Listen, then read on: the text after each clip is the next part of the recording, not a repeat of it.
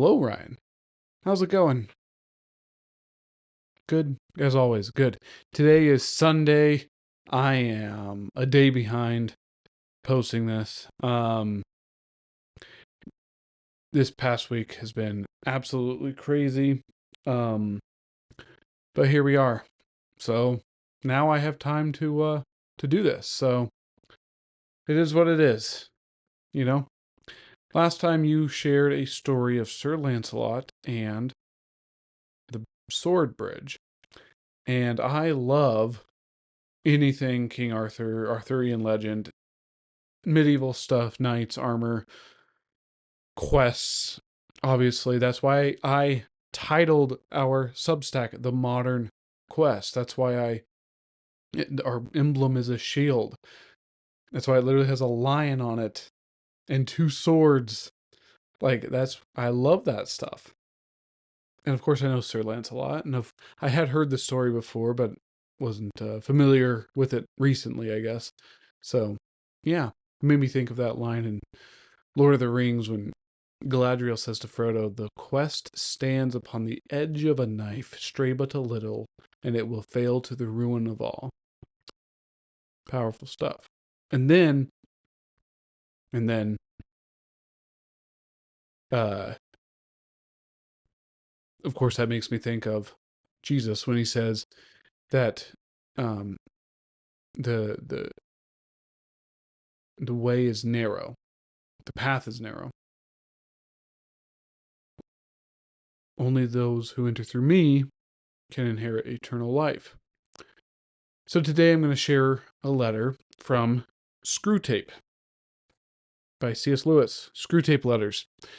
Of course, Screwtape is a senior devil who is, shaky.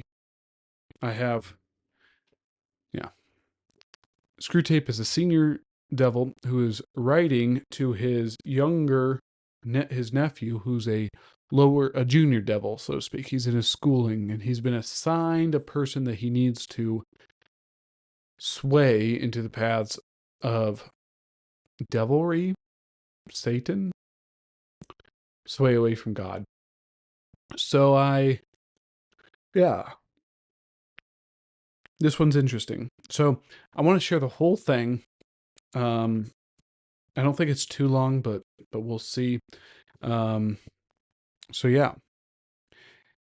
My dear Wormwood, I had noticed, of course, that the humans were having a lull in their European war, what they naively call the war, and am not surprised that there is a corresponding lull in the patient's anxieties. Do we want to encourage us or keep him worried? Tortured fear and stupid confidence are both desirable states of mind. Our choice between them raises important questions. The humans live in time, but our enemy destines them to eternity. He therefore, I believe, wants them to attend chiefly to two things: to eternity itself and into that point of time which they call the present. For the present is the point at which time touches eternity. Of the present moment, and of it only, humans have an experience analogous to the experience which our enemy has of to the experience which our enemy, which is God, has of reality as a whole. In it alone freedom and actuality are offered them. He would therefore have them continually concerned either with eternity, which means being concerned with him, or with present, either meditating on their eternal union with or separation from himself, or else obeying the present voice of conscience, bearing the present cross, receiving the present grace, giving thanks for the present pleasure. Our business is to get them away from the eternal and from the present. With this in view, we sometimes tempt a human, say a widow or a scholar, to live in the past. But this is of limited value, for they have some real knowledge of the past, and it has a determinate nature, and to that extent resembles eternity. It is far better to make them live in the future. Biological necessity makes all their passions point in that direction already, so that So that thought about the future inflames hope and fear. Also, it is unknown to them, so that in making them think about it, we make them think of unrealities. Okay, let me reread that one. Also, it is unknown to them, so that in making them think about it, we make them think of unrealities. In a word, the future is, of all things, the thing least like eternity. It is the most completely temporal part of time, for the past is frozen and no longer flows, and the present is all lit up with eternal rays. Hence the encouragement we have given to all those schemes of thought such as creative evolution, scientific humanism, or communism, which fix men's affections on the future, on the very core of temporality. Hence nearly all vices are rooted in the future. Gratitude looks to the past and to love the present. Fear of avarice, I don't know that word. Avarice. Lust and ambition look ahead. Do not think lust an exception. When the present pleasure arrives, the sin, which alone interests us, is already over. The pleasure is just the part of the process which we regret and would exclude if we could do so without losing the sin. It is the part contributed by the enemy and therefore experienced in a present. The sin, which is our contribution, looked forward.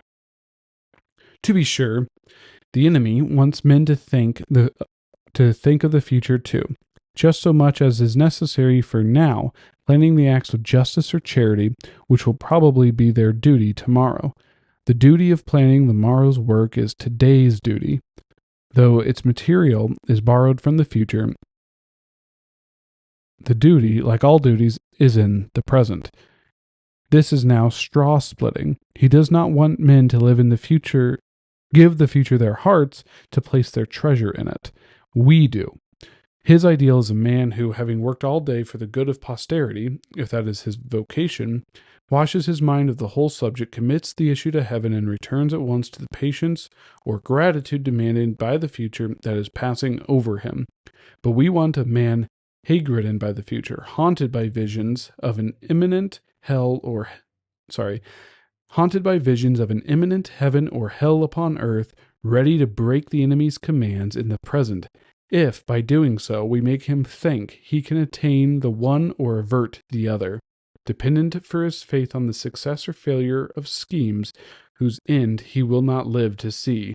We want a whole race perpetually in pursuit of the rainbow's end, never honest, nor kind, nor happy now, but always using as mere fuel wherewith to heap the altar of the future every real gift which is offered them in the present. Last paragraph. It follows then, in general, and other things being equal, that it is better for your patient to be filled with anxiety or hope, it doesn't much matter which, about this war than for him to be living in the present. But the phrase living in the present is ambiguous. It may describe a process which is really just as much concerned with the future as anxiety itself. Your man may be untroubled about the future, not because he is concerned with the present, but because he has persuaded himself that the future is going to be agreeable. As long as that is the real course of his tranquility will do us good, because it is only piling up more disappointment, and therefore more impatience for him when his false hopes are dashed. If, on the other hand, he is aware that horrors may be in store for him, and is praying for the futures wherewith to meet them, and meanwhile concerning himself with the present, because there, and there alone, all duty, all grace, all knowledge, and all pleasure dwell, his state is very undesirable, and should be attacked at once. Here again, our philological arm has done good work. Try the word complacency on him. But of course, it is most likely that he is living in the present for none of these reasons, but simply because his health is good and he is enjoying his work. The phenomenon would then be merely natural. All the same, I should break it up if I were you. No natural phenomenon is really in our favor. And anyway, why should the creature be happy? Your affectionate uncle, Screwtape. So that took me longer to read than I thought it would.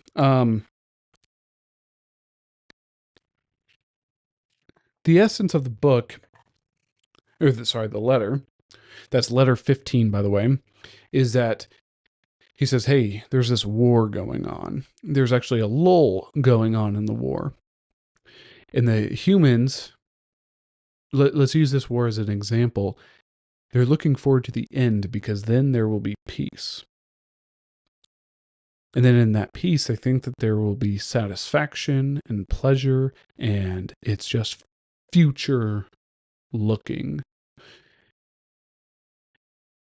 And there is some truth to that we always look to the next thing as if that thing is going to be what finally fulfills us.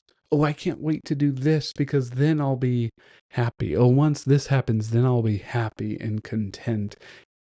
And as Screwtape points out, the more you can build that up, the bigger the disappointment when that thing actually happens. And this happens to us all the time. And me in particular, the grass is always greener.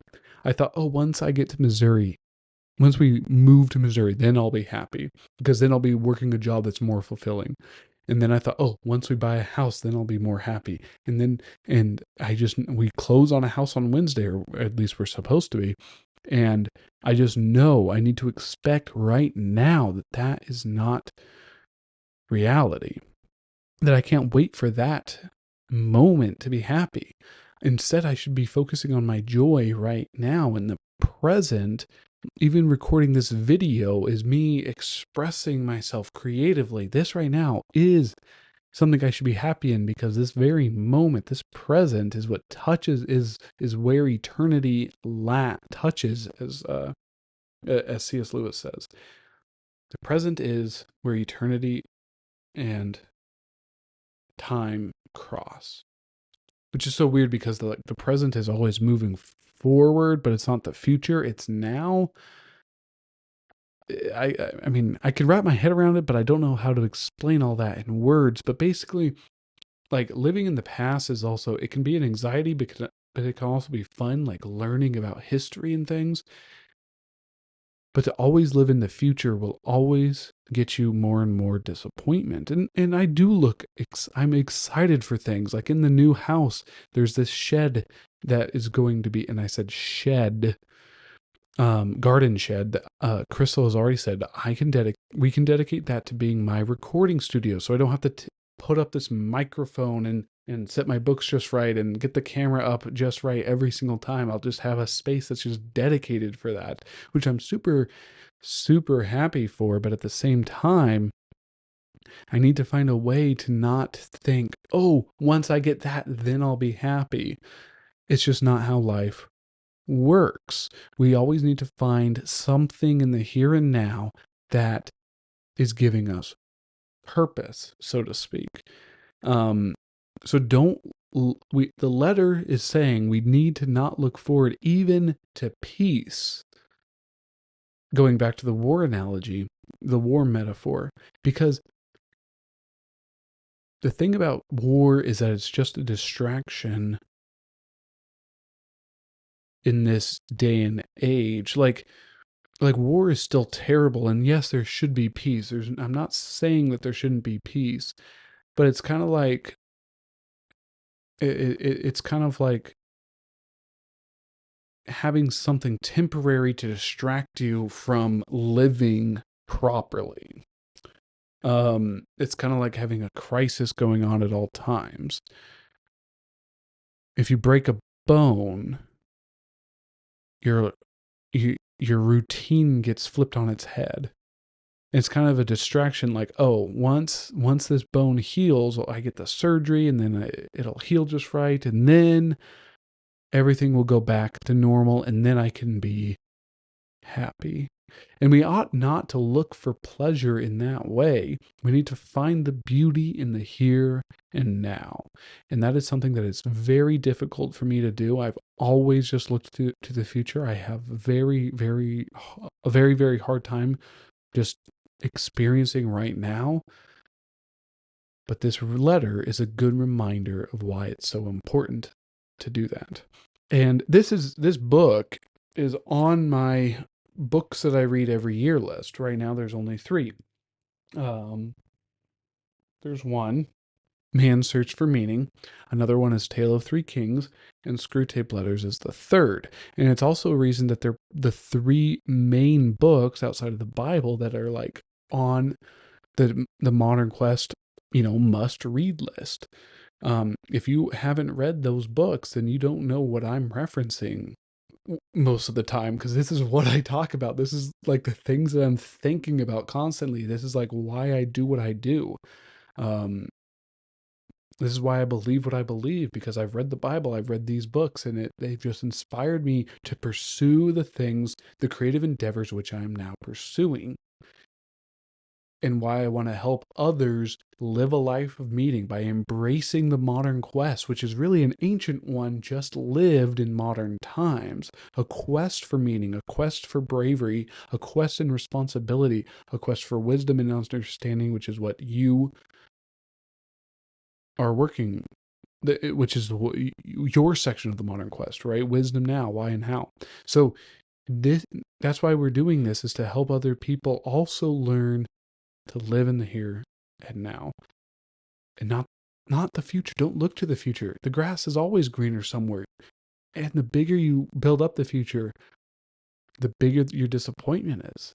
We have to learn to live in the here and now. All right, that's all I have today. See you next time on Speeches and Stories, Lyrics and Letters.